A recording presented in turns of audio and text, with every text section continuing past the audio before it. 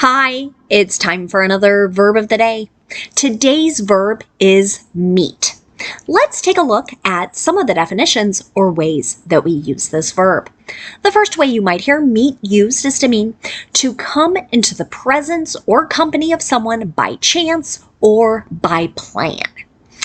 I was recently telling someone about my weekend and what happened, and said I met this person. It turned out they knew another friend of mine just by accident, right? That would be by chance.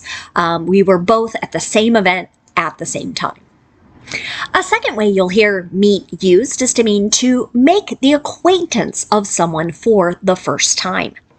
I just recently started a new session of classes, and I've got some returning students, I have some new students, and on the first day, as we are being introduced, right, I say to many of them, nice to meet you. So it's my first time seeing them, speaking to them, and so I'm going to use that verb. Now, on day 2 of class, right, I'm going to say something like, great to see you again, or nice to see you again.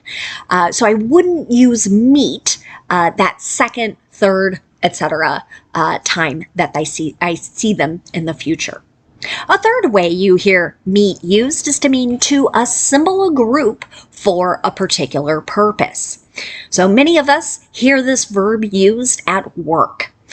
We make a plan to have certain people gather at a certain place at a certain time, maybe to discuss or work through an issue or a problem. A fourth way you hear meet used is to mean to play or oppose in a contest or game. So sometimes you will hear sports reporters say, this team meets this other team in next weekend's game. Right? So it just means they're going to play each other in this particular game. A fifth way you'll hear meet used is to mean to touch or to join. So maybe it helps to think of a piece of furniture, right? So my computer right now is on a table, and there's a little chip in the leg where it meets the top of the table. So where it touches, there's a little chip, right? And so I could use this verb to help describe that. A sixth way you hear meet used is to mean to fulfill or satisfy a need, a requirement, a condition, some type of financial claim. So we'll see some examples of this a little bit later, and we'll talk about it then. You should know that meet is an irregular verb. To make the progressive form of this verb, and all you need to do is add ing to form meeting. The past tense and participle forms of this verb are spelled M-E-T, and we switch from a long E in our base verb to a short E in the past tense and the participle, met. Okay. Now, there are a few phrasal verbs that you'll hear with meet. One is to meet up. And so generally we're using this to describe the action of seeing someone after we have made plans with them. An example of this might be, we're meeting up for breakfast this weekend. Right? So maybe I'm talking about some of my friends. Okay. Related to this is you'll hear meet up with. Again, meaning we're making plans to see someone. What comes after with is generally going to be the person or the group of people. So you can see that in my example. I'm meeting up with my old roommate this weekend. Right? So we've made plans to see one another. Another phrasal verb you'll hear is to meet with. This can have a couple different meanings. One would be to experience or undergo something. Let's take a look at an example. He met with constant problems as he drove across the country. Okay. So maybe where he stopped, there were no rooms in a hotel. Maybe he had car trouble, right? So he experienced constant problems or frequent problems as he took this trip. A second way we can use meet with is to mean to receive or cause a particular reaction. An example of this might be, their plans were met with disapproval. So someone shares, here's what we're going to do, right? And everybody's like, no, this is horrible. This is going to be bad, right? So they received kind of this disapproval. Now let's continue using our verb of the day, meet. And today I thought it would be good for us to practice or review how we give advice. So the most common way you're going to hear people give advice is with the modal should and then our base verb. But there are really three ways you'll hear people give advice. So we'll talk through each of those today, and we'll start with should. As I was describing in the affirmative, very simple structure. We have our subject, should, and then the base verb. This is true no matter what that subject is. You can see it in my example here. She should meet with a specialist to have that checked out, right? So maybe there's a mole or something that just doesn't look right, okay? In the negative, again, our structure will be to start with our subject. We're going to use should not and then the base verb. You can see that in my example. You shouldn't meet your idols because you'll always end up disappointed.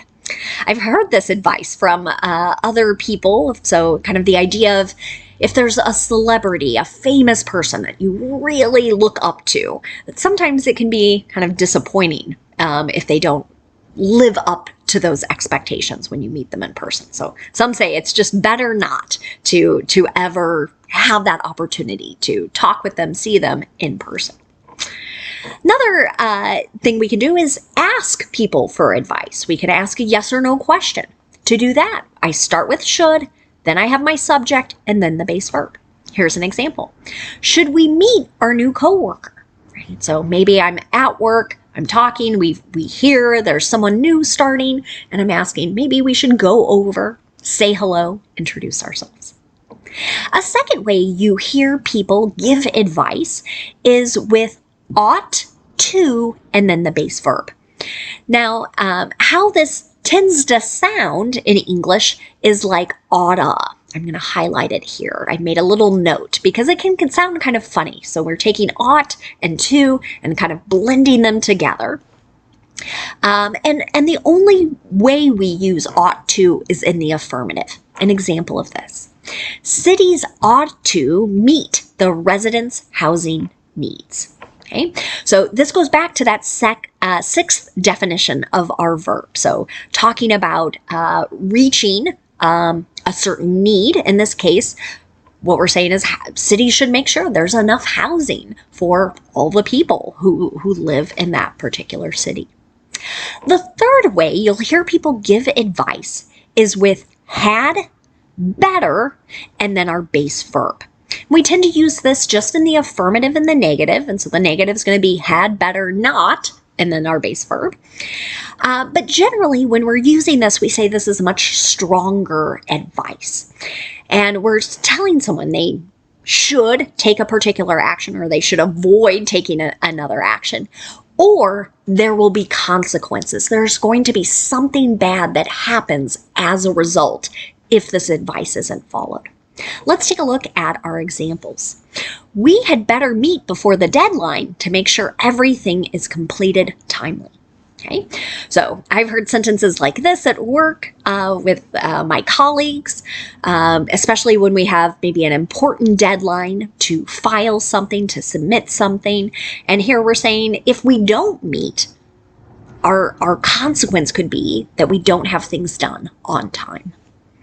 A second negative example here is I had better not meet the person who stole my car, right? So here, someone is kind of saying, I will say something, I will do something that's bad to maybe get revenge for that bad action. Okay. Now, let's spend a moment looking at some words and a phrase related to our verb meet. And the first word we're going to look at is just the noun form of this word. Sometimes you'll hear meet used to describe an organized event where there are many races or other sort of sporting contests being held at the same time. An example of how you might hear this is I watched 2 swim meets this past weekend. So I went to 2 different organized events to watch people race in a pool. Okay? So you might hear it used, again, in connection, most commonly, I think, to athletics. Another related word that you'll hear, I'm sure a lot of, is the noun meeting. This is referring to an assembly, a group of people who get together for the purpose of discussing something or perhaps to have some type of entertainment. An example of this might be, the committee is having a meeting next week. Next related phrase we're going to look at is to meet someone halfway. When people use this phrase, they're asking someone to compromise, or for two groups. Could be two individuals as well. They're sort of debating or discussing something, and we're going to try and find a solution that's sort of in the middle. An example of this might be, fire department officials asked the city to raise the department's clothing allowance from $50 to $350. The city met them halfway and provided an additional $150. Okay, so here the city did not go all the way up to $350, but they're like, we'll go into the middle, which would be about $200, and that's what they agreed to. The last phrase we'll look at today is the phrase, it will start with either more or less than meets the eye. And what it really means is that the first impression we have of something, or our first understanding of something, is not accurate. So an example of this, and we'll continue talking about what it means after, is the little storefront boasts much more than meets the eye. So this sentence is describing perhaps a little store, and when you look at it at first you think, it's nothing special, it's nothing unique. But perhaps as you go in and you start to look around, you're like, wow, there are very unique things or special things here. So what they're saying is our first impression was inaccurate. There was more there than what we first noticed or what we first understood. Thanks so much for watching today's video. I hope you have a great day.